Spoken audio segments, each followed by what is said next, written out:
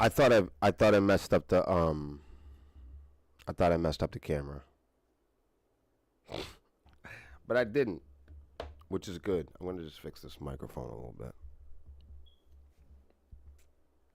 What's up, everybody? It's Friday. Happy Friday. Hopefully somebody's getting paid. Hopefully somebody's getting paid somewhere. The coffee's hot. I gotta wait. We gotta get the bag though. Good morning, everybody. It's William versus the world. Hopefully you're joining along, and this is I think it's a better Friday morning than we had. Well, I think it stopped raining at least. It was it was raining in New England like for a couple days. Yo, what's up, Hans? What's going on? What's going on with you? I got today's music industry, social media, and technology news ready to rock. Hold on, you gotta forgive me, bro. I gotta share some of this out. Let me get this out of here. Something's up with this microphone today. Whoa. All right, there we go. So let me I do want to share this because I truthfully I thought I made a technical faux pas. So I really didn't realize I was streaming. I had hit the streaming button and I was like, oh, I feel like I forgot to connect the camera. Luckily for me, it was connected. So here I am. Let me share this to a few places. In the meantime, I'll play some of this for you.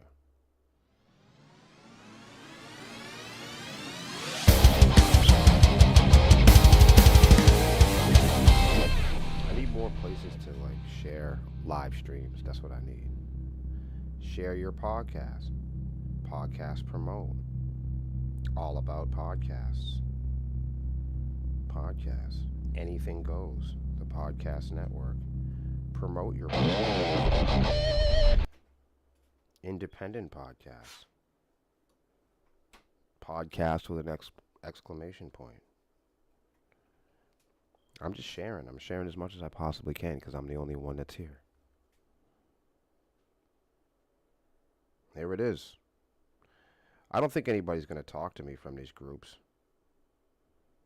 But let's give it a shot, nonetheless. New England Podcast Community. I didn't know they had one of those. Look at that. Podcast movement. Creators and speakers. Promote your podcast. All right. Okay. I'm feeling better about this shit now.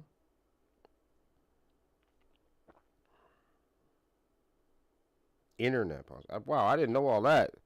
I feel good about it now. I found some places that I could share this, and I feel better about it. There we go. Done deal. Thank you guys for being patient. We don't need every viewer. We just need the right ones here. So this program is just about each day, if you're unfamiliar, each day I scour the internet for the top priority and powerful stories that are happening in the music industry, technology, and social media. So that's what the goal is today. That was the fastest I've ever seen you. You're lightning speed today.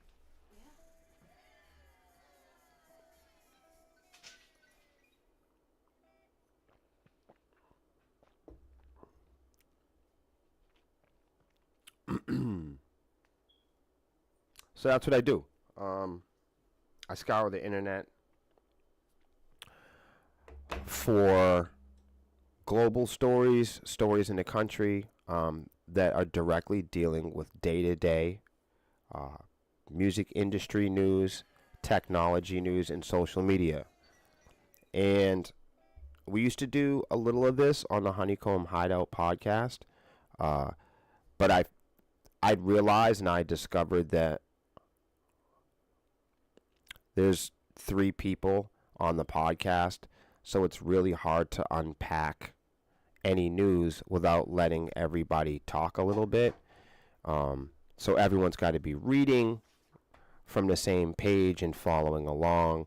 And I just felt that when we were having music industry discussions on the podcast, we just didn't have the time or the observable evidence and data and literature to kind of comb through together, where we could ask questions together and examine the tech and music and social media industry all at the same time, in real time, every single day. It's hard to go from Wednesday to Wednesday or week to week and talk about the music industry, because it literally is changing each day overnight. So there's so much information. Hans is absolutely right. There's so much information. I had to create a new program, to create a new stream. And hopefully I'm doubling down and repurposing that education. So I'm learning a little bit and you're learning a little bit. And instead of me just learning about the music industry and coming on weekly and surprising everybody and scaring the shit out of everybody, why don't I just learn about the music industry in real time, and we just take a look at it together? We all read from the same stuff, and then we all get to walk away and process the information, So that's what the course meal is today. I'm gonna have my friend Lexi Swarm break up some trees, and then I'll hop right into this first article. Actually, I've also I figured, because we're doing these every weekday, I'm certainly going to take the weekends off, but that also allows us to shift and move around the time in the stories for other live streams and podcasts that we have on our networks. Facebook secretly looked at Snapchat, Amazon, and YouTube user data, documents reveal. The only reason why I'm showing you guys this is it's like Mean Girls or something. Every single day you'll see that, Snapchat has a problem with Amazon, and Spotify had a kerfuffle with Deezer, and Deezer's gonna take it up with TuneCore. TuneCore's got a beef with Amazon. I mean, the saga continues. This shit is like WWE. So if you're a creator or a musician or a consumer, there is a whole unfolding social community and theater happening. They trade employees, they share and spy secrets. It's the social media Silicon Valley personalities and character sheet is just as deep as the Bible. The characters and the personalities and people that are involved with each day and the evolving stories and the theater and the drama is just as wacky, is just as kooky as something you'd see on Days of Our Lives or WWE or something. This shit is... So that's why I have fun reading this stuff. You don't need TMZ when you got Facebook and Snapchat. You know what I mean? Anyway, Facebook secretly looked at user data to help better understand how users behave on competitor sites. What's different about that than any business? All businesses spy on their competitors. For better or for worse, According to documents released by federal court in California, the documents, unsealed on Tuesday as a part of an ongoing class action lawsuit between Meta and consumers, show that Facebook pursued a secret project to analyze the traffic and analytics of its rivals, first focusing on Snapchat, then later Amazon and YouTube. I mean, I'm not surprised. The documents, submitted by lawyer Brian J. Doon for U.S. District Judge James Donato in May 2023, are part of the lawsuit filed with the U.S. District Court for the Northern District Court of California. I mean, that's district court, man. That's small potatoes. No, I'm just playing. In the documents, the tech giant is shown to have worked to get around encrypted data, launching Project Ghostbusters. It's a reference to Snapchat's cartoonist ghost logo. Oh, that's silly. The project was a part of the company's in-app action panel, the IAPP. It's like the SS. A program run between 2016 and 19. CEO Mark Zuckerberg at his direct request. Project Ghostbusters is described by Doon to have used incredibly aggressive technological measures, including intercepting and decrypting SSL protected traffic on Snapchat. I mean, we all know what that is, right? Do you guys all have your SSL protected internet data? You guys got that ready? You know, says here that they later applied these measures to Amazon and to spy on YouTube. A spokesperson for Meta responded with a statement to Mashable saying, "There is nothing new here. This issue was reported on years ago. The plaintiff's claims are baseless and completely irrelevant to the case." There you go. That's what I do. When somebody accuses me of something, I usually tell them, there's nothing new here. This shit was talked about before, and the claims are baseless and completely irrelevant to the case. Next time anybody tells me I've done anything, that's what I'm going to say. Hey, look, there's nothing new here. The issue's already been reported on years ago, and the claims are fucking baseless and completely irrelevant. And then people would just agree with me. Napster wants to promote artists with fortune cookies. What? Who the hell? What's going on here? What is this, like a Napster?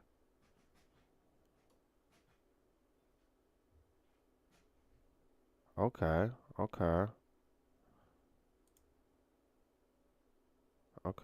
Cool. How you guys feeling this morning? Hold on. I'm gonna come over here and get these trees real quick. Yo, it's Salvatore. What's going on, man? We can have our band meetings in here too. Patrick, good morning. Good morning. I'm partaking in the trees. Yo, what's up? What's going on? Yeah. Okay. Hold on. Let me go get the.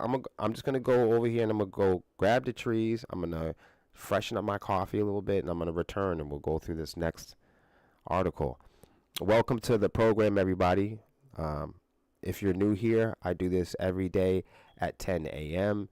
and it is a live stream and learning chat where I'm learning about the music industry, technology, and social media by scouring the internet each day, every 24 hours, and staying plugged in with the latest and prioritizing news in the music industry.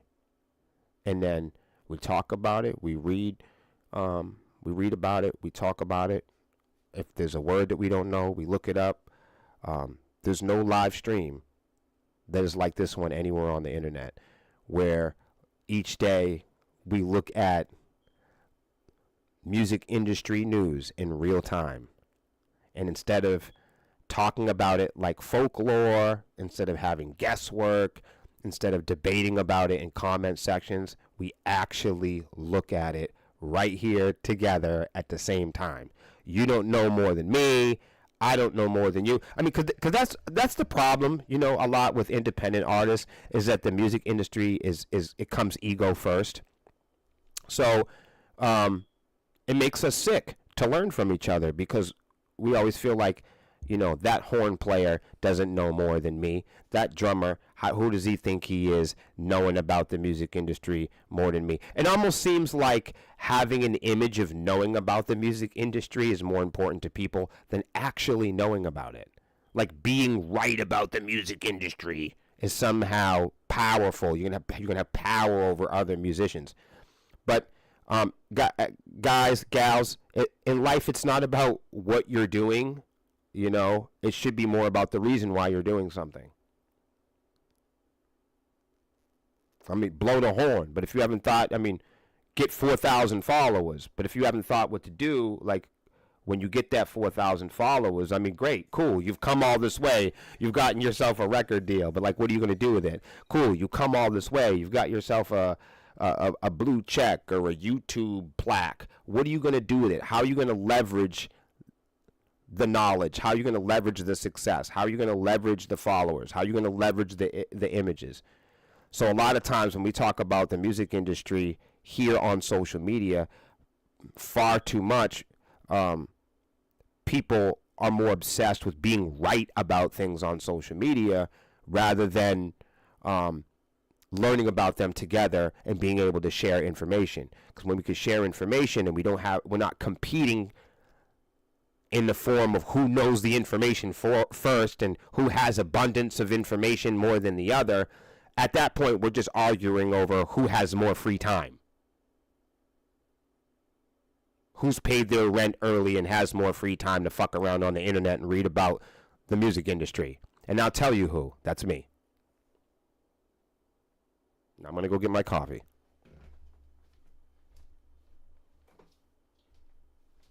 So if you pay your rent on time, you can learn about the music industry.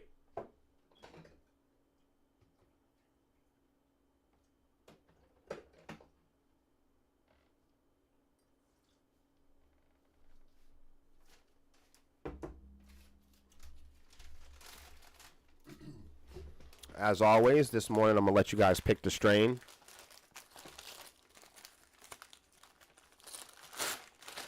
Joe, thanks for being here. So yeah, this is what we do. It's every weekday. You know, I don't get paid for this shit, so I'll show up around, 10-ish. And we'll do it. We'll do the damn thing for about the hour or so. You know, I'll push it. The conversation's really good. We'll push it to maybe about 90 minutes or so. But after that, I got to split. But this is something I'll do throughout the year and see if people like it. If you really want to support me doing it, help out with some coffees, you can send stars, you can subscribe. Subscribers get bonuses on our pages like discount codes, band practices. You guys can come and hang out with us for like writing sessions online. We do extra content. We show and create music videos, go behind the scenes. We have secret groups and just like different perks. So that's like subscriber stuff. Also, your subscriber benefits reach out into the real world, like if you're coming out to events, et cetera, et cetera. Yo, Gary, what's going on, man? How's it going? How's it going, everybody? Thanks for hanging out today. I appreciate y'all. So, are we going to do Mac Rib today or now and later? What are we smoking? What are we smoking? There's two. Y'all got to pick one. Mac Rib or now and later. That's what we're gonna roll up.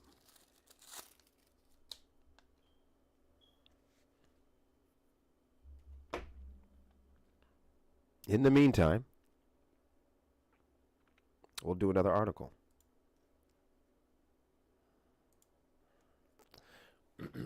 I've been telling everybody about Web3 technology. It's interesting.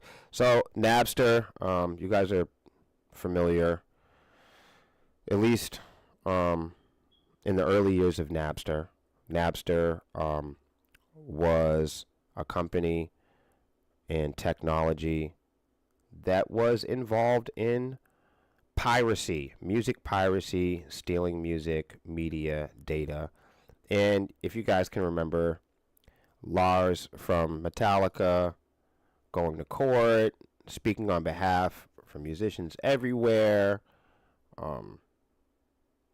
and basically starting a fire under music piracy, which eventually concluded in what we have today, which is streaming.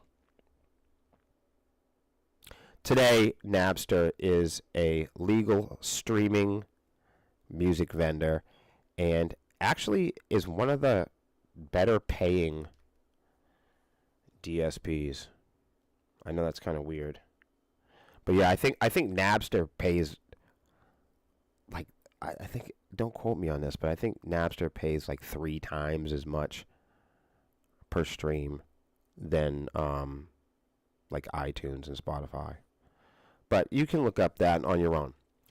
Having pivoted towards Web3 technology in its latest revamp, music service Napster is now also exploring a new frontier for music marketing: Chinese restaurants.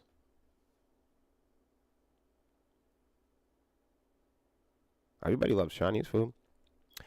It's partnered with a company called Open Fortune, which has built a business from putting adverts inside of fortune cookies that are then distributed through a network of restaurants in the United States. What do you guys think of that? In Napster's case, the ads will promote individual artists and offer a 3-month free trial subscription to its service via a QR code printed on the slip of paper. The company says that more than 50 million of these fortune cookies will be distributed as a part of the campaign. Are you guys excited? That means like when you guys, like if you, I don't know if people still eat out or whatever they do, but I know people get takeout and delivery Chinese food. If you get your fortune cookies, you bust them open, and then you're going to see an ad for Spotify or, Dr. Dre or something. Mellow Yellow, you're back for some more, hey? Nice to see you. Yeah, I know Gary. I know Joe. I know Hans. Mellow Yellow, you're I would say that you're new, but you're returning new. Mellow says, we say what's up. And we say, keep rocking and rolling. Yo, I'm trying. Do you guys got a gig? Do you guys have a gig tonight? I'm going with the now and later because Joe's the only one to listen to me. Okay.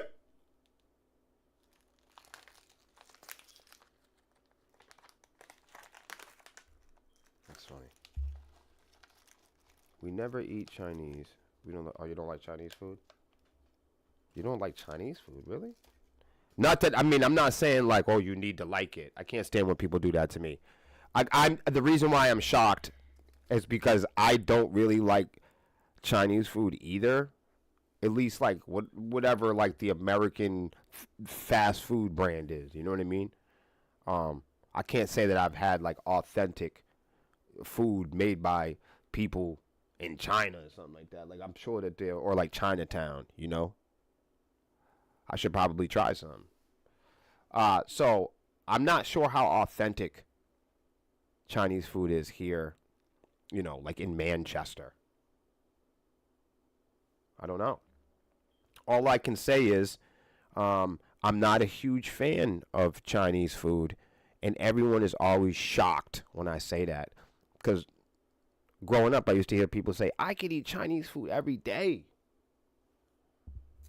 My friends used to say that. I said, man, every day? You know what I could eat every day is barbecue. I could eat barbecue every day, but I can't eat Chinese food every day.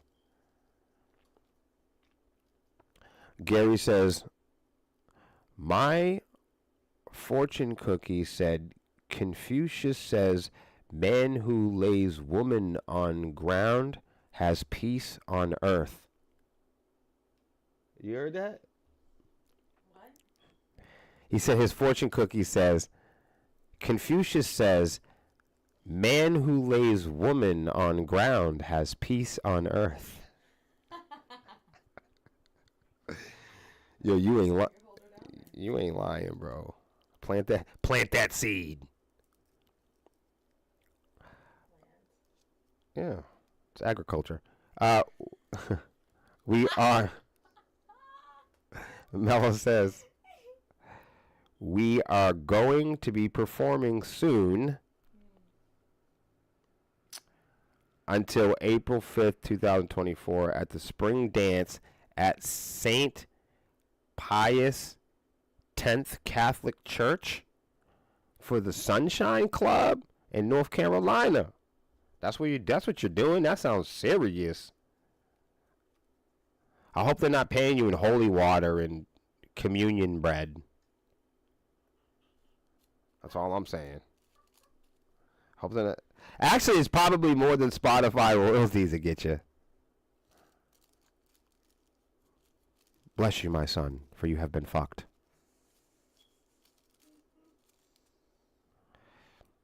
We love barbecue sandwiches from Stanley's. Where's that? Yo, you're from North Carolina. You guys probably have delicious food that we don't have.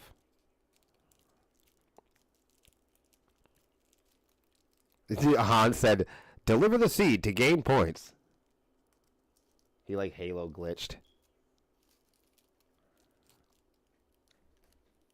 Your name should be ICG Glitch. They said they're doing it for fun. That's cool. That's cool. Yeah, I was just talking shit. Don't mind me, man. I'm just having fun.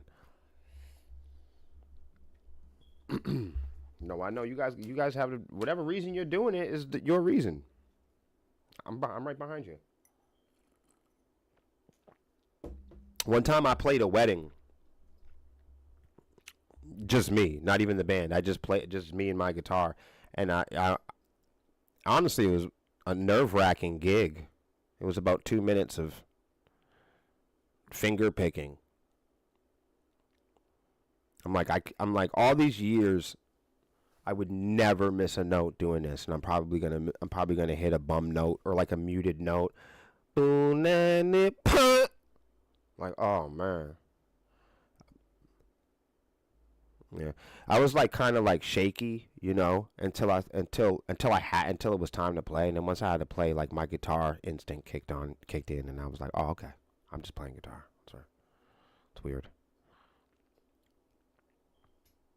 Do I have my pillow? You're goddamn right, I got a fucking pillow. I'm not sitting on this seat with no pillow. You're bugging. I don't sit on seats anymore with no pillows or cushions. I don't do it. So if you ever see me sitting on a surface or something, I might even start bringing a pillow with me places. Cause I don't want to sit. You know what I mean? Like, how come people don't do that? Like, I might get like a small mat and like put it in my backpack, like with my guitar, with like my guitar amp. Like I'll put my pedal in and I'll have like a fucking cushion. Joe says Spotify got him 0.39. Well, you got 39 cents. That's good. That's more than anybody's ever gotten. He said Spotify gave him almost 40 cents. That's more money than I've gotten. God bless you. Proud of you. I really am. I'm not kidding either. What are you guys doing this weekend? You guys got anything planned? Do you guys have anything planned for? So I quit my job at Mako to do music. Good for you, dude. Fuck that job.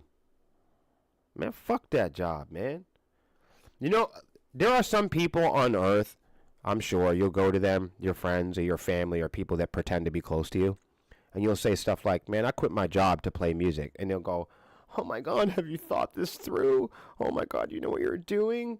Did you ask the lawmakers and the gods of the American dream if it would be okay if you joined a cover band and drove all around the United States? Did you ask permission from your mom and dad? Like, what the fuck? You've waited your whole life to be an adult. Do whatever the fuck you want to do. You definitely have my support. I'm one person you can count on to not give a fuck. I will not judge you. I'm a transparent dude. I like everybody. And I'm a Libra. So, like, I'm balanced out, man. Like, whatever you want to be, fly, man. You got my support. As long as you're not lowering the quality of other people's life or being a jerk, you got my support.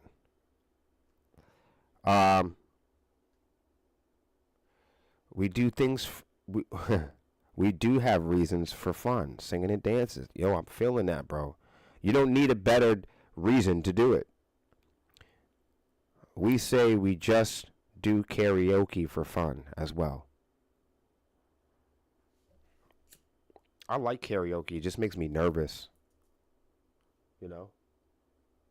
I'd rather screw up my own original music because then nobody knows. And even if they know, it's like, man, fuck you. It's mine. I can fuck up my shit. You don't want to fuck up Led Zeppelin, you know what I mean? It's like you're fucking up somebody else's shit. It's like, nah, I fucked up my own song, man. Back off. I fuck up my own music constantly. Sometimes I think people might think that I'm better than I am, but they don't realize I'm just screwing up my own original music. I'm actually not that good of a guitar player at all. Not in terms of like playing other people's music. I can't play anybody's music for shit. Like I know a couple tunes, like here and there. But I was always one of those guitar players that like I'd start playing the opening riff to something, realize I could do it poorly, and then be like, okay, that's good enough for me. What's my take on DistroKid versus a label? Can you please, finally somebody asked me some questions. I appreciate you. Scott, what's up, homie? Gary, you're going to a big show tomorrow? What is it? What show are you going to? So let me can you squeeze that question a little bit more? So the question was, what's my take on DistroKid versus a label? What do you mean? What's my take on it versus a label? Like, you know what I mean? Like that's not like how do I feel about, you know, the lobby, you know, at I you know what I mean, how do I feel about the lawn care at, you know, at the facility versus what label? DistroKid versus, you know what I mean? Like I can't just say what's my take on DistroKid as an independent distributor versus all labels, my label, my record label, like the record label that signed Sepsis versus just like, I mean, that's what I mean. Like, who are we talking about? Because we talk about labels all the time, but 99% of us that are talking about labels have never had a record label, will never have a record label, and aren't anywhere near record labels to say, what is TuneCore versus a record label? Who? What record label? The record label that you can't see? The record label that you can't observe? Name all the record labels that we can see. How can we compare or unpack or talk about record labels just generally when 99% of us don't have a record deal? So what are we examining? We have to talk about what we're examining. What's my take on it? My take is they're all criminals. And they all pay, since we're asking a general question, what's my take on DistroKid versus a label?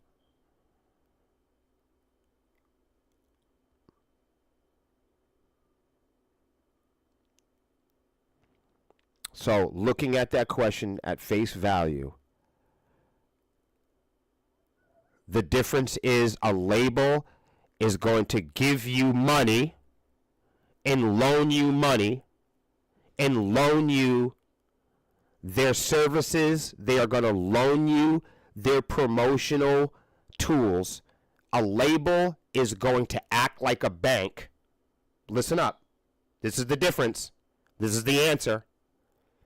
The difference between DistroKid and a label is the label comes with staff and personnel, PR agents. The label comes with a network. The label comes with fancy friendships. The label comes with administrative tools and networks. And the label comes with a bank.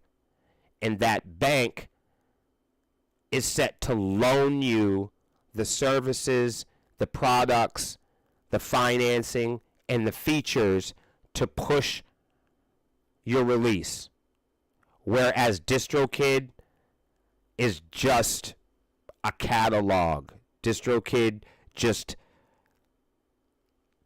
organizes the data and acts as a vendor. Does that make sense?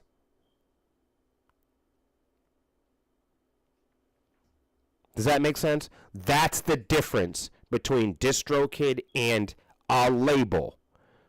That's the most accurate way I can answer that. What's my take on DistroKid versus a label? When you use that English, I have to explain it like this. The label acts more like a bank or a loan shark, whereas DistroKid's not giving you shit. Do you know what I'm saying? Like, DistroKid's not going to package you. DistroKid is not going to improve your videos, whereas the label might dress you. The label might send in an artist relations character. The label might recommend booking agents, or the label might acquire touring opportunities, whereas DistroKid is going to tell you to suck a fart. Does that make sense? A label acts as someone that's going to loan you products, features, and financing, whereas DistroKid pretends to be an independent mechanism. But it's really just a product with more products, whereas you subscribe to a product. Most people that subscribe to this product, they pay money to subscribe to the product, and the money that they make from DistroKid uploading their music very rarely even pays for the operation and the subscription to the product itself. So usually people wind up paying these distributors a lot more money just to be on the distributor and for the distributor to siphon money from them over time, rather than subscribing to a service that helps them acquisitionally acquire mechanical royalties. It's a fucking mess, actually. Yep. A label might have customer service, whereas somebody like TuneCore, they might have 100 kids working in a mailroom. You see what I'm saying? Like, a label might have like industry professionals and accountants, and whereas somebody like DistroKid, they might have, you know, a couple 25-year-old kids, 30-year-old kids that play on computers. Those are the two differences. You know, it's all acquisitional though, because there are only two, but three, and if you want to get silly, 4 major record labels on planet Earth, and all of those record labels basically own everybody. So there's no independent music distributor. That's just another product. That word independent, when you hear TuneCore, when you hear DistroKid, or when you hear these vendors, when you hear these products talk about independence, that's an advertisement. That's not That's not real. That's just to confuse consumers and miseducated, dreamy, wannabe, try-hard musicians. That's not real. The word independent is a selling point. You feel me? That's just a trick people playing on the internet. Oh. He said, "Thank you. I'm glad I never signed to RCA." Mello says, "This is so true, Will." Yeah. It's true for me because I did sign a record deal. I've signed a couple record deals in my life, not just one or two. Some of you may know or not that I also grew up composing hip hop, R&B, dance music. I don't just write heavy metal. I do write the music for Sepsis. And we also signed a record deal in 2020 for Almost 11. So, and I have been approached by record deals. I've been approached by record labels this year, as much as 4 times this year. So I've been at the table with 4 different record labels just this year to talk about the possibility of publishing music. So I'm no stranger to just having a conversation with my friends that are signed or people that are aspiring to grow their own independent labels. And of course, naturally, our record label is a Umbrella is a smaller company acquired by Sony. So, and that's why you can't find our music on TikTok anymore and stuff like that. They done pulled it down because I think they were too affiliated with some of the labels, even though we're independent. You know what I mean? Like, still, that's how far the ripple. Sepsis should be a label at this point.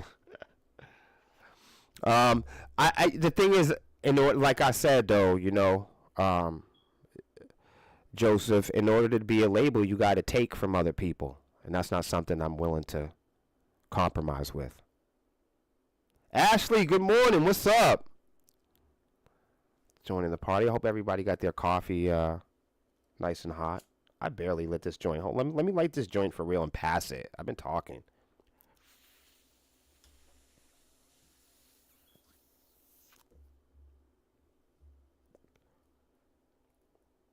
There you go, my young friend. So, that I wouldn't want to become a record label because as it is right now, all record labels can do is acquire assets. You feel me? That's what record labels do. They acquire assets. And I wouldn't want to be a record label because I wouldn't want to look at another musician in the face and lie to him and say that I can do something for him that he could be doing for himself. I'm not going to tell another band or another artist that, hey, you need me, to get people to like you. You're going to need me to finance your project. Because a lot of times, even the smaller labels and indie labels, like, they're not trying to have a conversation with you until they see that you're already making money. You know what I'm saying? So, like, a lot of labels never really approached us in the band until they saw that we were making our own money.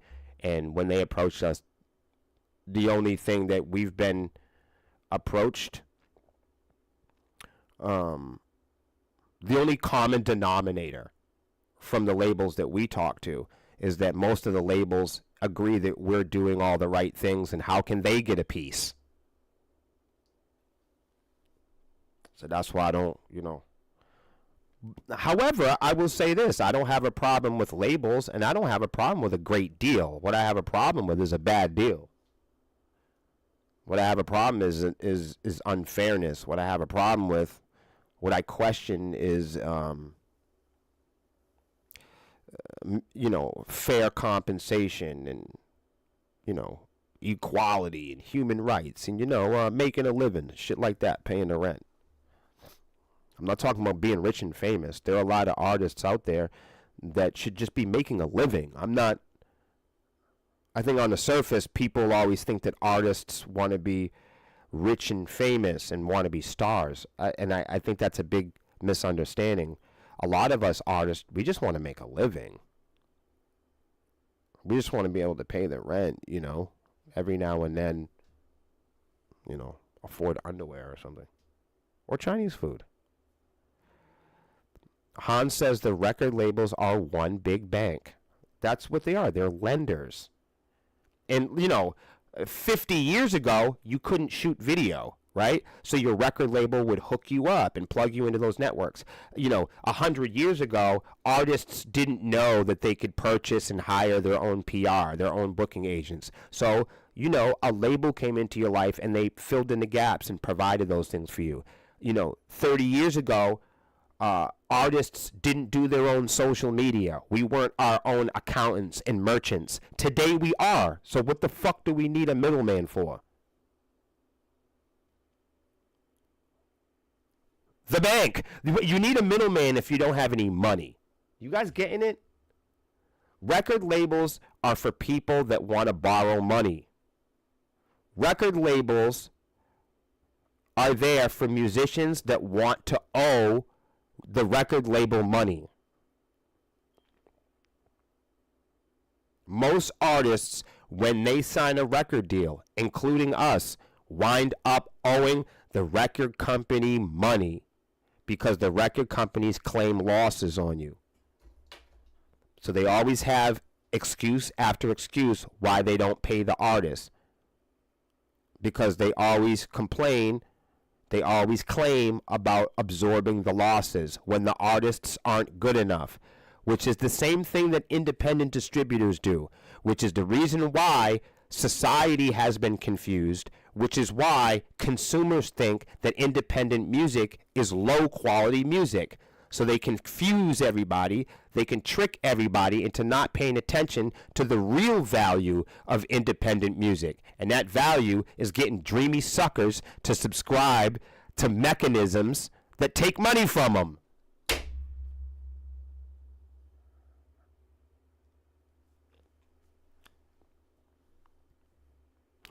RCA wanted to give me $100,000 for music videos in production, but I would have to make them back way more. You're already hitting it, Joseph. Joseph already understands this.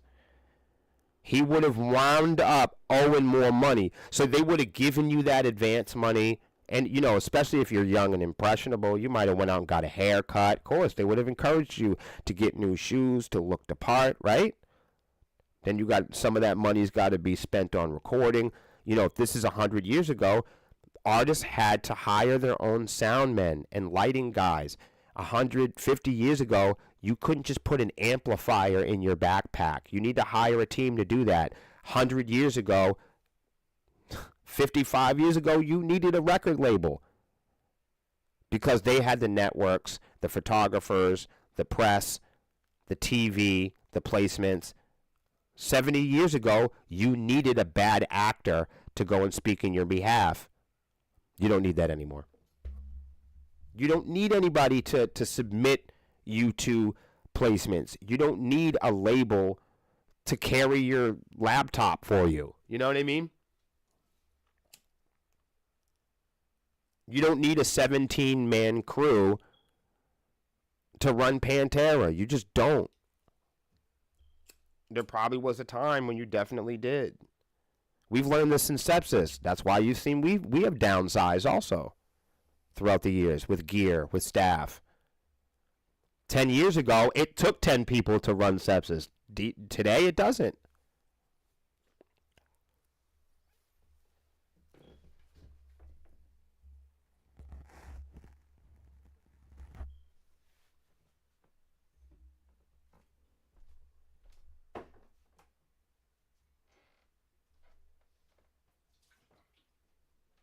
small in it.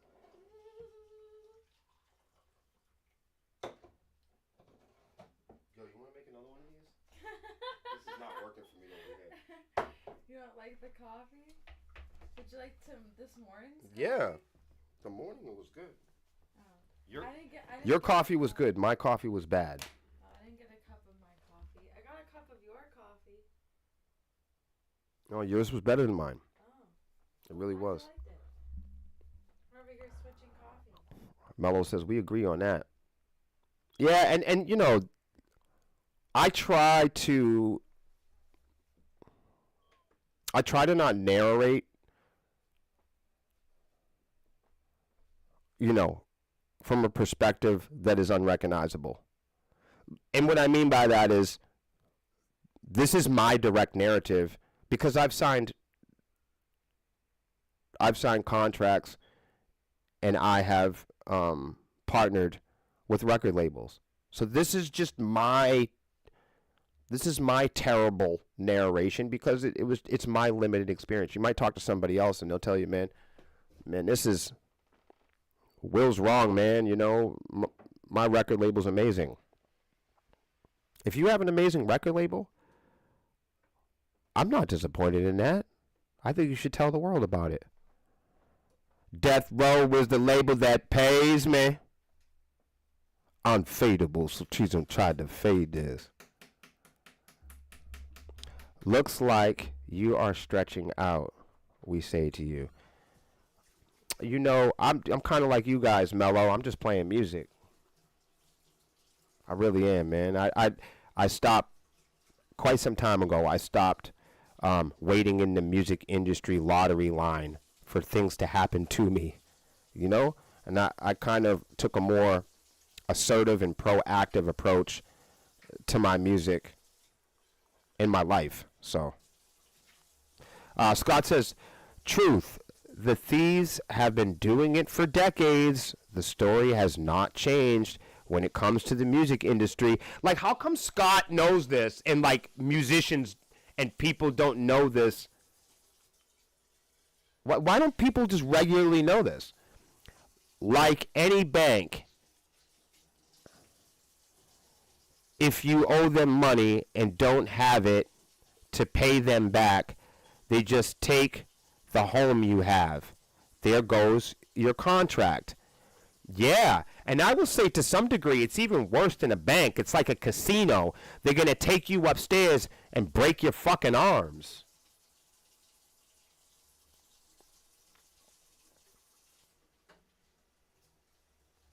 Man, I appreciate that. Let's take a quick look at this because I've been just talking shit.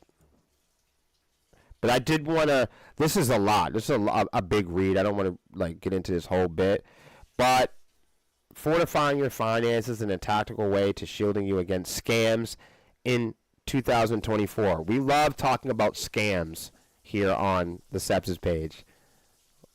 Like me and Lexi get to going on the scams. Sometimes Melissa, we get to going on revealing all these internet scams. We love this shit.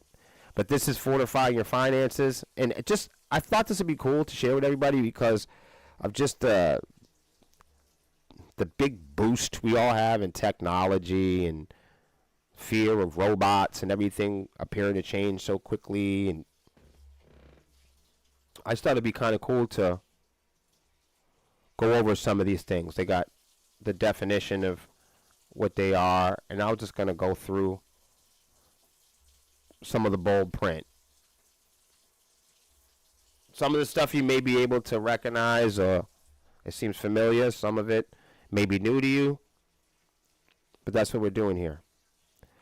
As our lives grow increasingly more and more digitally dependent, our personal data also becomes more valuable than ever. While the sites you visit, social feeds you follow, messages you send on your computer or tablet might feel private, the truth is that when you're online, data brokers, trackers, and hackers are all scrambling to collect the many data trails you leave behind. There are dangerous new financial scams popping up all the time, and if you don't take the steps to protect your privacy, you could find yourself in some real hot water. All right? But it's not all doom and gloom. While cybercrime certainly isn't going anywhere, there are plenty of tools you can use as habits to adopt that can help you protect your family or your business from online scams. Huh? We've put together this guide to help you know what you're up against and what you can do to stay safe in 2024. Huh? Let's find out what a scam is. I think that's important. An online scam is a fraudulent act or operation conducted through the means of the internet, designed to trick individuals or organizations into giving away personal information, money, or access to financial accounts. These scams exploit common digital communication tools such as email, social media, websites, messaging platforms to reach potential victims. With cybercrime unfortunately rising in popularity, there are certain forms of scams that have taken off in recent years. It's good to have an idea of what sort of online behaviors are frequently performed by hackers and scammers so you know what to avoid when browsing online. These are the most common types of scams that security experts are warning consumers about in 2024. Phishing scams. Put a 1 in the chat if you know about that. Phishing scams. These involve fake emails or messages that appear to be from legitimate companies, banks, or government agencies asking you to provide personal information or login credentials. The goal here is to steal your identity or access your accounts.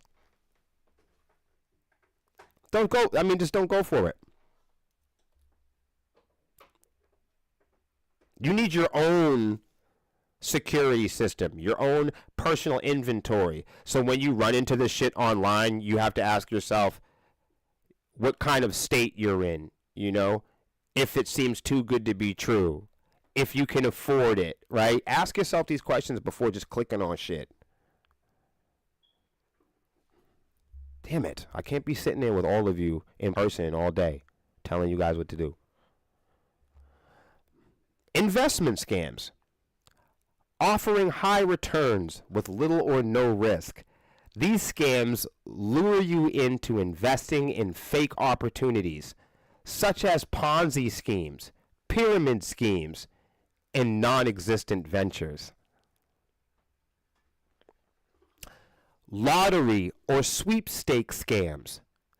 This is where victims receive notifications claiming they've won a large sum of money or prizes in a lottery or sweepstakes that they've never entered. But you must pay a fee or provide personal information to claim the winnings. Here's another popular one. Romance and lonely heart scams. Scammers create fake profiles on dating sites or social media platforms to form relationships with potential victims. These people are truly sick motherfuckers. Once trust is established, they contact scenarios requiring financial assistance. They concoct scenarios requiring financial assistance. I need to concoct some glasses. Oh, here's one. Tech support scams. Hopeless victims are tricked into believing their computer is infected with malware, prompting them to pay for unnecessary tech support services or software. It's a fucking scam. Here's one of my personal favorite. Identity theft. Scammers use deceptive means to obtain your personal information to commit fraud or theft in your name. Fake shopping websites. Some scammers create counterfeit websites that look like legitimate online stores offering goods at a significantly reduced price, only to steal your money and personal information.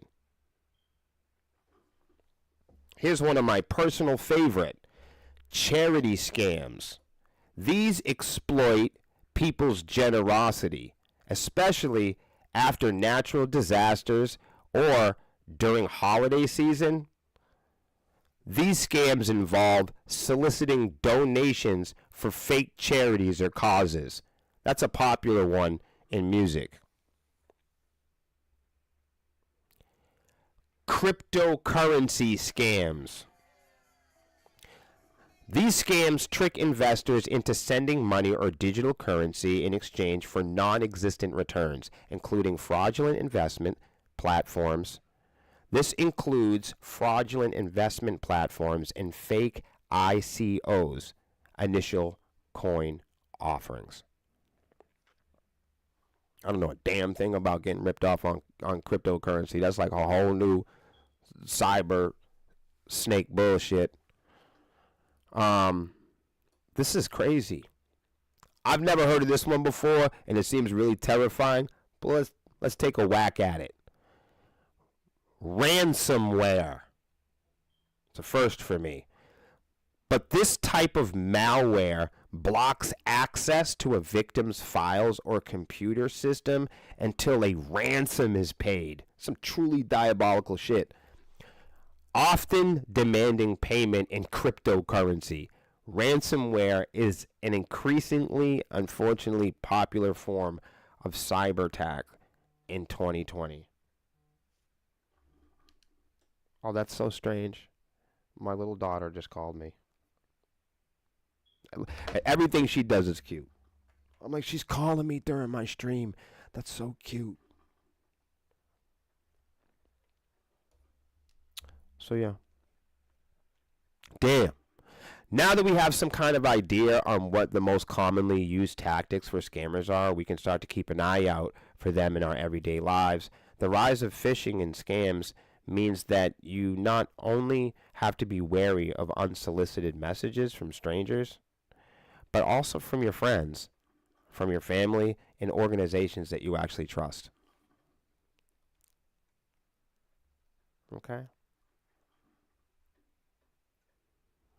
And it goes on here. If anybody wants any information on this, like if you're truly fucking paranoid, let me know.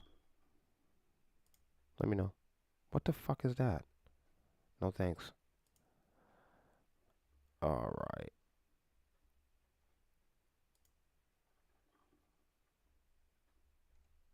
Cool. You guys still with me? Sorry, there's new coffee being made and I can't pay attention to anything else. What do you guys think? What do you guys... What's your thing? Oh, is Lexi in here? Oh, no. I thought you meant she's in the chat. Scott's like, funny thing is I don't even have a band. It's just things that I've learned over the decades. Well, that's what I'm saying. You'd think that people knew shit like that, though. Like, I feel like I can remember, like, TLC crying on the couch, talking about how they were, you know what I mean? Talking about how they were exposed and ripped off. I can remember remember, like, Nonpoint having their record label issues and Slipknot having all their record label issues, and, like, name one person that has a record label that doesn't have record label issues. Can you point out some healthy relationships between artists and record labels? Like, not many, man. Like, people don't leave good reviews. I'm just saying. Yo, what up, Chad?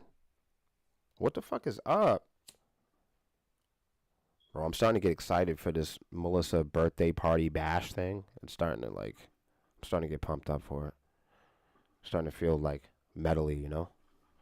Hans says there is no healthy relationship between record labels and artists. Not happening. Well, Hans, that's not true. I'm sure there are some. That's why I was asking. Let's research some. Let's not just assume that there aren't. I'm sure that there are. I'm certain that there are. I'm just saying people don't leave good reviews. That's what I'm saying. I know that's hard to understand.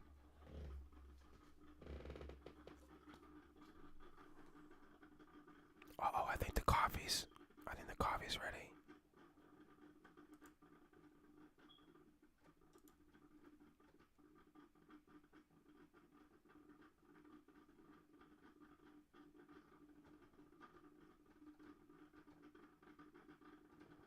I don't know who wrote this, but they got a funny personality.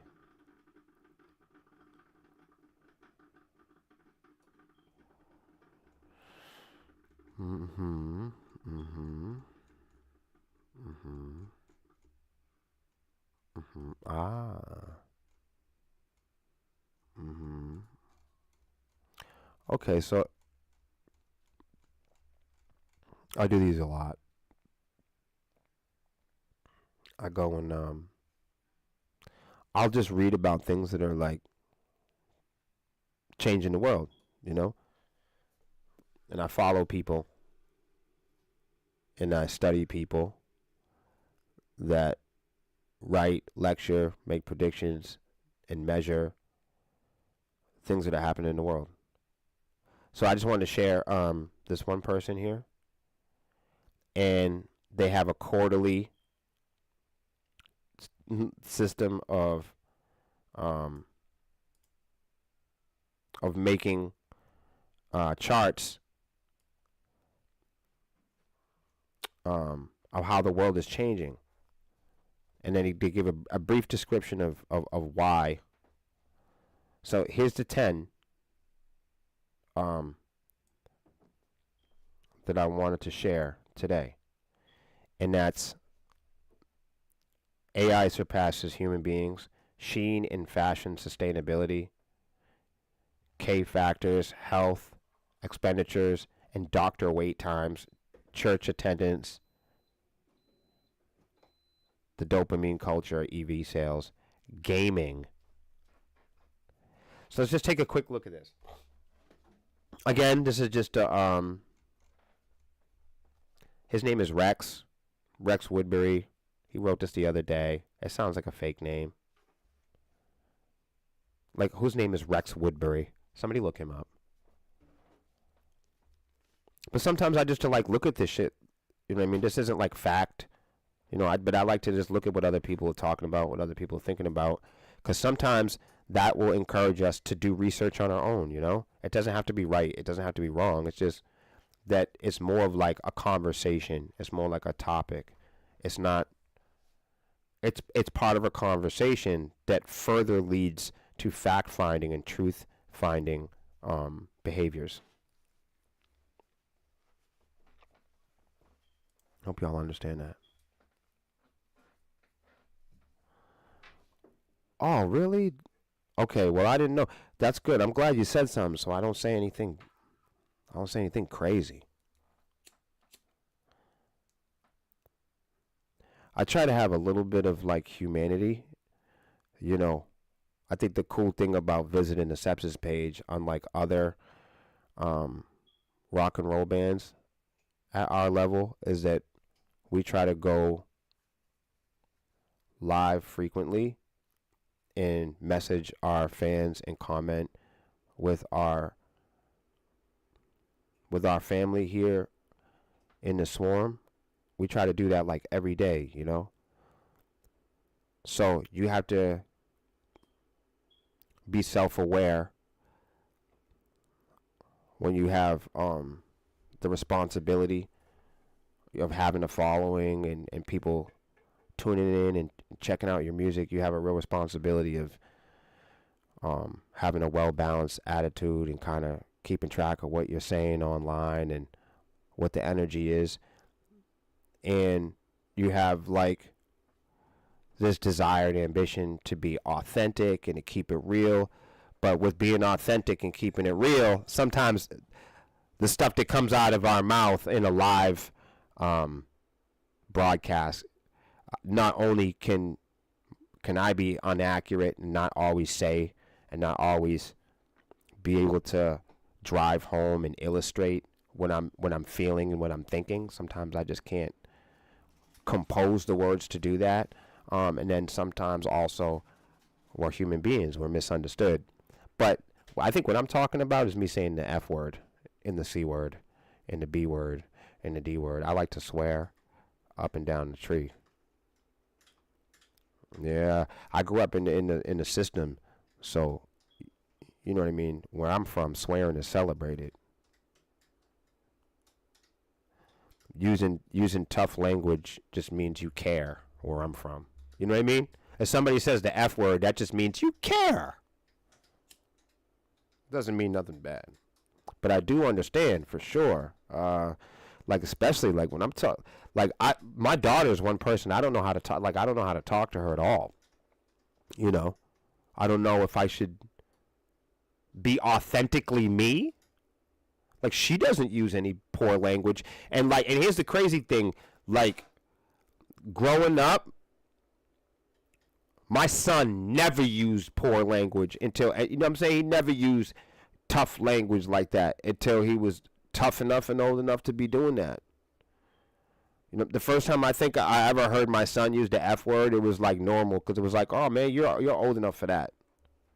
You need the F word in your life. Because you get to a certain age, you stub your toe, you need to say the F word. There's no other word. I think the cavemen said the F word involuntarily.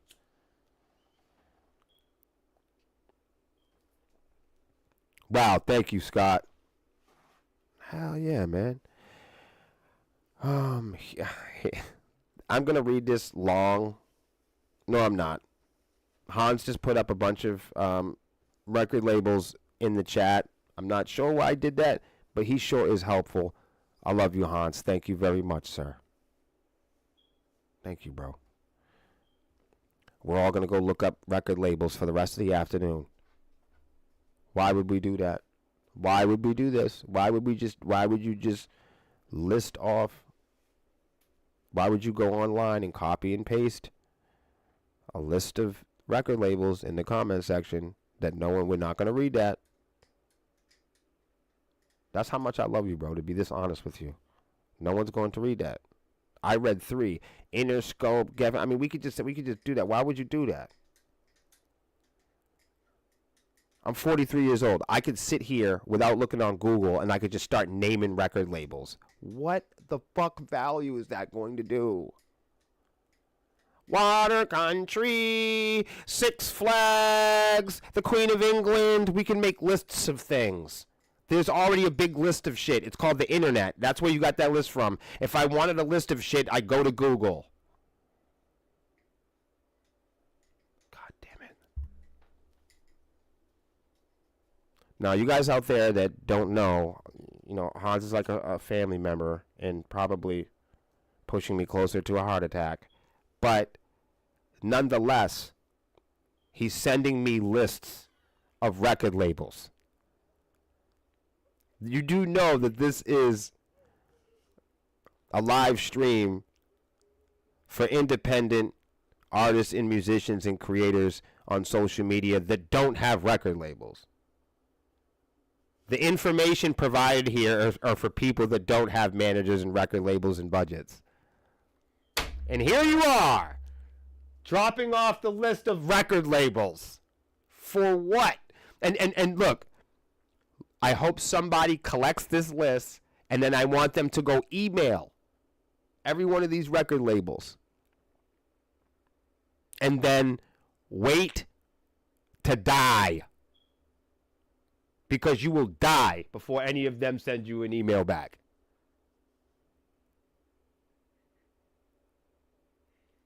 That's, yes. I have something on my shoulder. Don't worry about it. Brush your shoulders off. What the fuck is it? It's a dreadlock. No, it was like some like overly like Everybody saw it? stuff. Yeah. What was it? Was it gross? Put a one in the chat if you saw what was on my shoulder.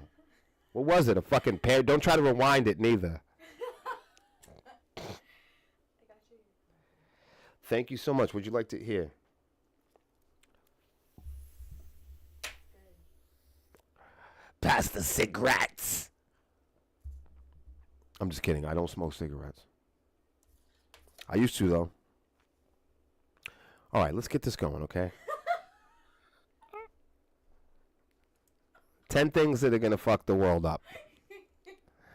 AI is going to surpass human beings. Everyone says this all the time. I'm just going to read a little bit of this. Moore's Law told us that technology should double every 2 years. Over the past 10 years, though, we've advanced AI by about 1 million times. The result, AI can now do many things better than humans do. Image recognition, reading comprehension, language and understanding. I disagree with this. I'm going to continue to read it, but this is why I read it. I like when people write things that I don't believe in. I do, because it makes me think. It's good. If you always hear shit and you're always reading shit that you agree with, you can't grow. I don't believe that AI can do things better than people at this time. Let's talk about some of the things it mentioned. AI can now do many things better than humans can. Image recognition. I don't think that AI can recognize my mother more than me. I don't. I don't think that AI can recognize its mother's face better than a baby.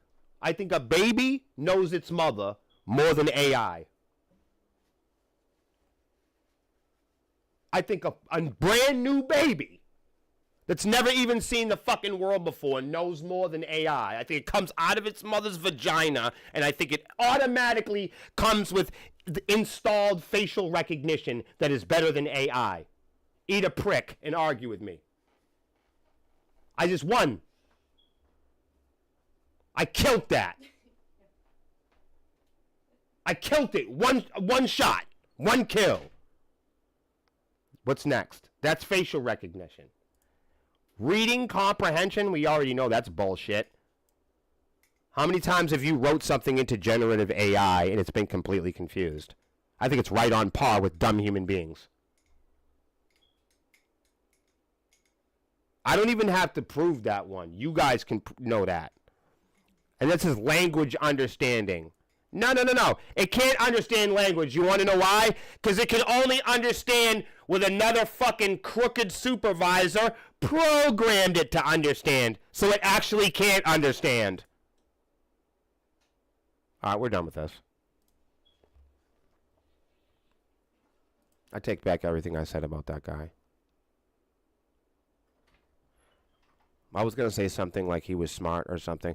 I completely just melted down on that last article. It's a no-go. Because I would never be able to take my platform. I would never be able to take this space, this crucial time, this precious time of value, and allow you guys to deal with that. Yo, I know right now, like, Salvatore knows because he's been my drummer for like ever. So he knows what I'm going through right now. That is William meltdown shit. I will not do it. I can't, because I can't justify you guys hearing some bullshit like that. I know that large companies, and I know that there are people that, and look, I don't have a problem with artificial intelligence, and I'm going to tell you why. I'm going to tell you why I don't have a problem with artificial intelligence. I'm not afraid of robots. I come on here and I entertain and I make a lot of noise and I yell about shit, but I think people forget that I'm just here to entertain. You know what I mean? I think people forget my purpose of coming on the lives is just to be entertaining. It's not to rule the world. You know?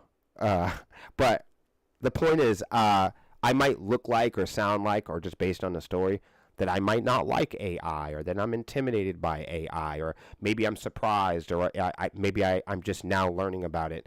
No, I was born in 1980, and it's my generation that truly inspired digital audio workstations, digital music, CGI, artificial intelligence, this crazy thing called the internet. I mean, I didn't play with GI Joes and He-Man. You know what I mean? I had turntables and guitars and basses and technology and cameras and VHS and mini discs, and you know what I'm saying? Like, that's what I grew up doing. The other kids in the neighborhood, I don't know what they did, but I'm doing the same thing today as I was doing in my neighborhood when I was 7 years old. So what I'm saying is, we've always been into cutting edge technology and filming and recording and computers. It's part of my generation. So I'm not even remotely intimidated by it. I sometimes I laugh at it because large companies and corporations have got the battery in consumers' backs, and consumers believe that there are going to be robots domestically in their homes, taking over their slave chores. They think they're going to have humanoid robots doing the dishes, sweeping the floor, taking the place of early African Americans. No, that we are hundreds, if not 500 years away from people building machines that take over your fucking chores. And that's what consumers want. But robots as we know them, robots as we understand them, those robots are made for rich people, billionaires that build rockets and shit like that. The robots that you see online now, when you look on YouTube and you see these robots performing big tasks and, you know, going across the monkey bars and navigating military walls and stuff like that, what you're seeing is theater. What you're seeing is filmmakers like me, guys that like film bands and film weddings and shit like that. You're looking at great lighting, and you're looking at filmmakers and social media marketers go out to places like Boston Dynamics, and they'll film robots 1,000 times, like a guitar player doing 1,000 takes, and what you get at the end is the result that you get when you listen to the Metallica album. What you get at the end is the mixed and mastered version of the Sepsis album. What you're seeing at Boston Dynamics, when you're seeing robots run around and shit, and you're looking on your cell phone and you're going through Riz and you're like, wow, man, robots are here, man. No, they're not.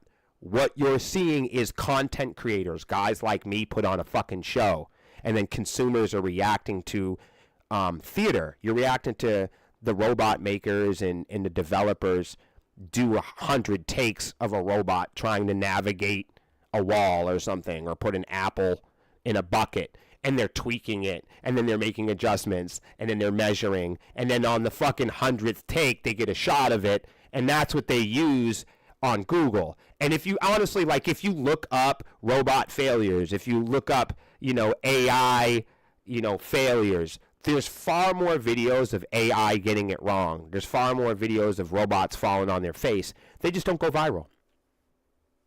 That's all it is, man. That's all it is, dude. That's all it is. So, right, in order to get money, in order to build conversations, in order to keep AI in the news, to continue to fund it and get cash and have consumers throw money at it, you know, you got to show them, you know, 100 years into the future. You feel me? Thank you guys so much. Restream just congratulated us. We just received 100 messages today with Restream chat, which is nice. That's cool. That means you guys are talking a lot. I appreciate you guys so much. What's up, Gio? Batteries not included, bro. For real. Oh, shoot. We hippie, KK. No, for real, man. I'm kind of like a hippie like that. I just been doing it for a while. I shave my face. People can't really tell how old I am, you know. But you know what I'm saying. But I was born in 1980, so like I was out here. I had a Commodore, you know. I had that shit.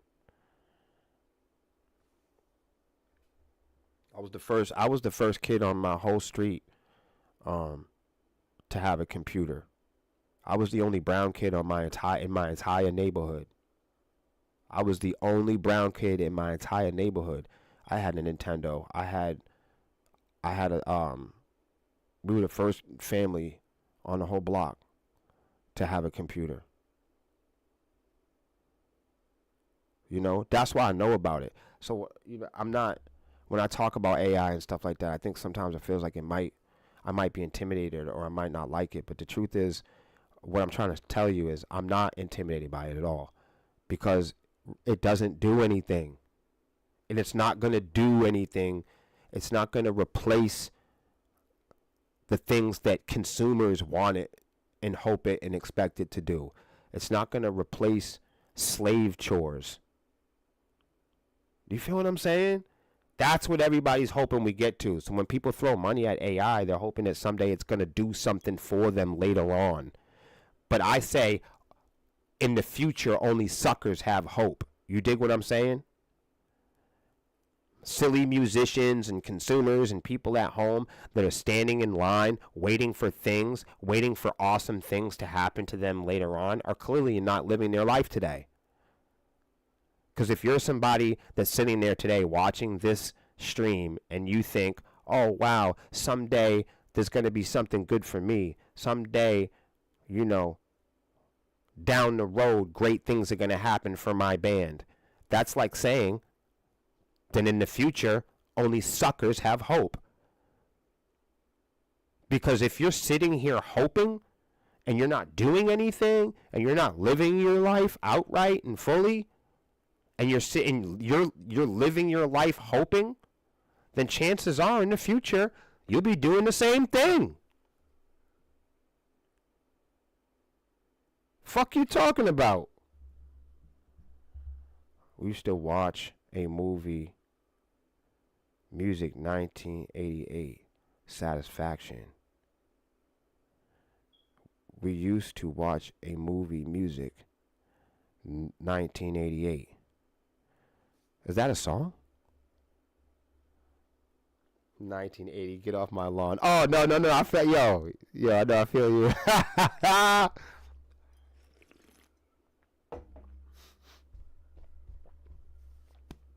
That's funny. But no, I don't fear artificial intelligence. We just talk about what's in the news, you know? We ain't worried about it. I don't think it's going to surpass anything that people do, because there's still crooked supervisors that are developing it.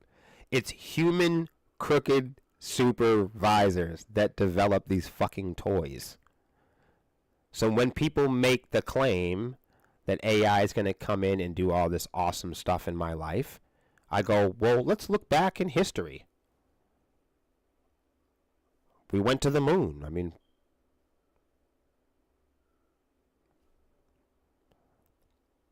society had a big battery in their back. We all had a big race, just like the AI race. We all raced to the moon, and we got there, right? Supposedly, at least at some point, which is fine. But we don't hang out on the moon. You know? I mean, I don't know, man. Like, in a time when, like, it's debatable if fuel was the right direction for its time, you know? It took us 100 years to start the conversation of electric vehicles again. And I don't know, man. Rockets and trips to the moon, that seems like that's for billionaires. I don't think that that's for people. I don't care about people that make rockets. If people like ask me, do I care if we ever go to the moon again? Absolutely not. I'd much rather clean up plastic than to send billionaires and rich people on vacation to the tip of the Earth's ozone layer. I mean, you got to understand, when we go into space, we don't go a dime's width above the Earth's atmosphere. I don't know if people even understand that. I don't even know if people really understand that when I say that. Grab a globe. You know, if you got a globe somewhere in your house, or an atlas and then take a dime. Go in your pocket and grab a penny or a dime. When we go into the earth and when we shoot rockets up in the air, we basically, when people go and travel around and they go on these expeditions, they don't go a dime's width into space. That's just to give you an idea and scale of what we're not doing.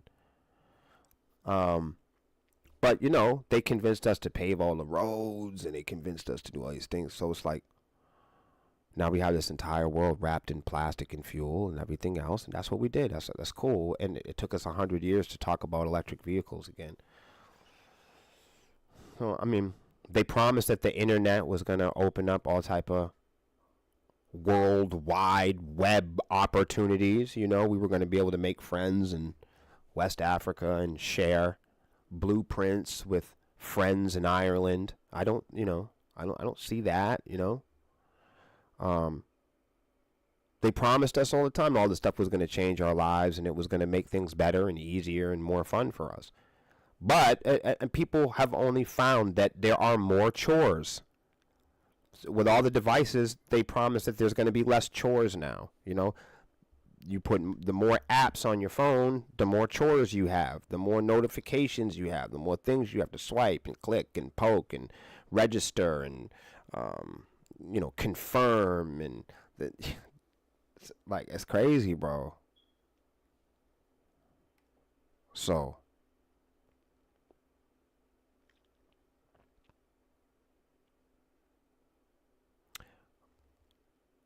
Lawnmower Man gonna get you. Yo, you're funny, bro. Yo, that's fucked up. Hans is referencing. I don't know if he's saying that because I'm old or not. I don't know why he's saying this, but he's hitting me with the Lawnmower Man. If you're not my age, you probably don't know about the Lawnmower Man. But it basically was a horror movie. You know what? I might have to watch that. I bet you that would be the silliest thing to even see. I'll probably have to take. I'm making a joke. But it's probably better on a 10 strip of acid or something. Not that I would do that. I'm just saying. Geo says AI won't be questioned until some dork tries to take over the world with it and fails. In the meantime, let them. But that gives me the same right to design a way to pull the plug. It's true. It's true, bro. I appreciate you for that energy. I really do. Sean says, your shows make things better, so in a way the internet is pretty good. Hey, thanks, man. Thanks. No, I don't think AI is evil like that. I don't. I know that on either side of the spectrum, you know, a lot of this stuff gets demonized or weaponized. But you're right. There's a lot of good that comes from technology, too. Mellow Yellow says, good and evil in everything. I'm pretty sure he's right. You can't have in without the out. You can't have up without down. Sean's absolutely right about that. Mellow Yellow 4 says, we say that we've been watching the new Hawaii 5-0. God, y'all are referencing some 80s shit for real. All I did was say I was old one time, and now you guys are hitting me with Fraggle Rock and everything else. That's so funny. That's so funny. Yeah, you guys had some good comments today, man. I don't know if you guys know about hypnosis. Sometimes I cover it. They've been audited recently. And I just share this stuff because there's just so many bad actors. You could get overwhelmed. So if you want to, I think people that plan on coming and watching this program every day at 10 to learn about the music industry with me, I think we should all keep notes. We should all keep notes. And you guys should definitely join the Discord. And maybe we should have like a chat or something in there where we talk about this stuff. But for real, keep a notebook with you. That way, like, if there's questions or you guys have stuff that you want to research, or we can go hunt together, we can go dig for information. Let's work together. Let's work together to improve art, to improve music, to improve what we're doing. We don't have to really worry about what everybody's doing. Let's do it ourselves. Let's not really focus on what everybody's not doing. Let's get some answers. Let's research. You know, and let's take on the process of developing an ongoing truth about the music industry. Let's develop an ongoing language that we can recognize. Maybe the whole world doesn't want to do it. Who cares? Let them do what they're going to do. But those that are interested in taking on this fight and sharing education and really learning about, sometimes we're going to have to look down a dark hallway. It's depressing. But I think the more of us that are examining this, the more of us that are asking questions, the more of us that are taking notes, the more of us that are sharing with each other, not competing with each other, I think that at least we open up the conversation and we have a free, peer-reviewed source where we can all examine it in real time. And at least we can do that without competing with the image or the idea that we need to know more than each other.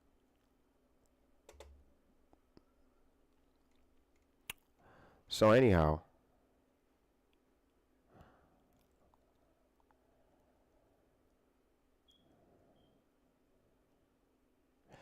the firm values the Hipgnosis portfolio is 1.994 billion, which is 26% lower than Hipgnosis reported.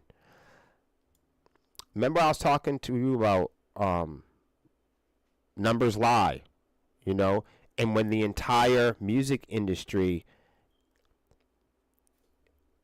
all of the value and all of the language is wrapped up in economics and metrics and algorithms, when that's all we care about, from the guys in the mailroom to the guys tuning and teching the basses and guitars and drums, if all we care about is how viral or how many numbers, if that's all we care about, then we put so much faith and so much trust and so much energy into metrics and algorithms and charts, then naturally the biggest criminals and crooked supervisors are gonna fuck with those numbers, man.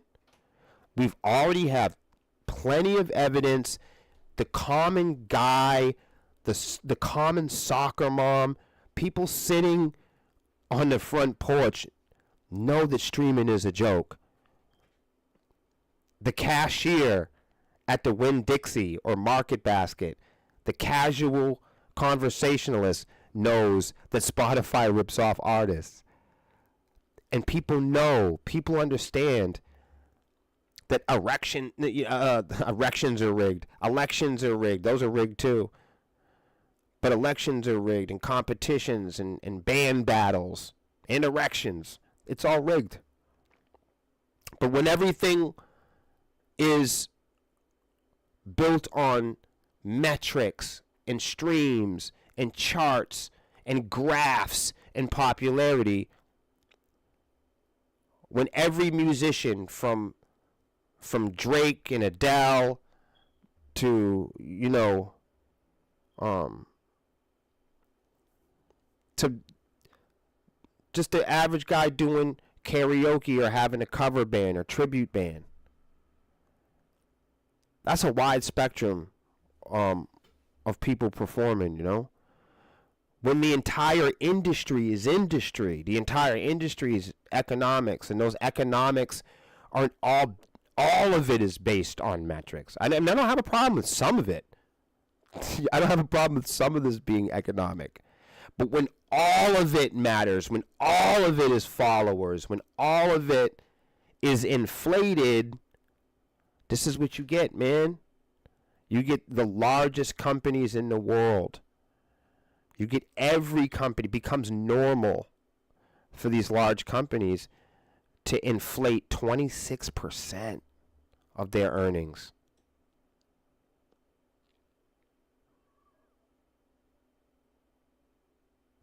The Shaw Tower analysis suggests that 67 out of 105 acquisition in the fund are worth less than the price at which they were purchased, which means they fell. Shot Tower calls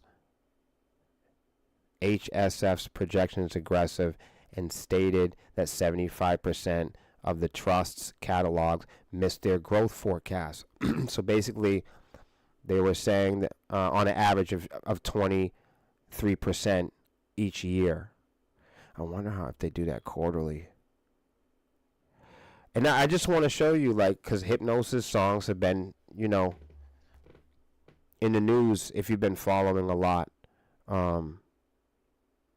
Hypnosis has been in the news lately and been acquired. So, let me see.